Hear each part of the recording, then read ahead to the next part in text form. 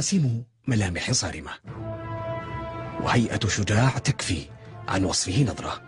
حارس الملوك والقرين اللماح، من وضعت على كتفيه 3 نجوم وتاج، فحملها بمهابة، وحمل معها أمانة حراسة الرجل الأهم في وطنه الأم.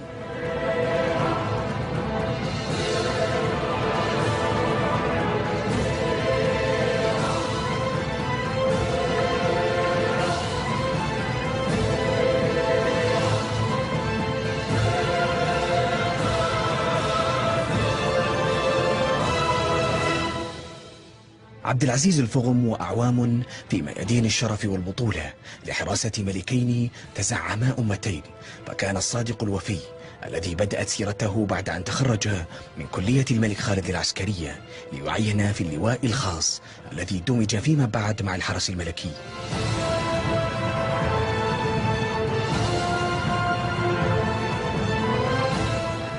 دورات عسكرية متقدمة تلقاها في أمن الشخصيات خولت له أن يكون حارسا شخصيا مرافقا للراحل الملك عبد الله، والذي قضى معه أعواما عديدة ارتبطت بتفاصيل متنوعة أبرزها لقطات الرحيل للفقيد الكبير.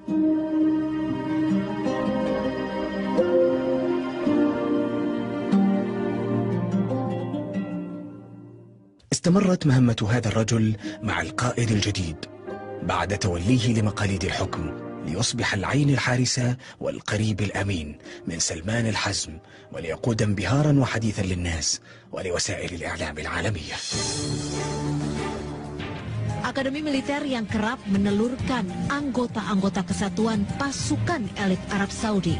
Ia kemudian meraih penghargaan Order of Bravery yang merupakan penghargaan tertinggi untuk para prajurit tangguh di Arab Saudi.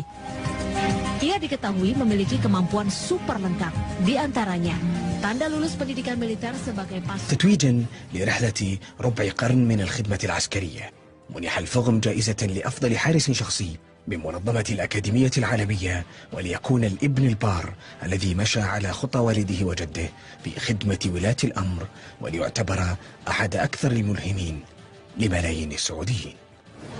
يوسف الغنامي، MBC.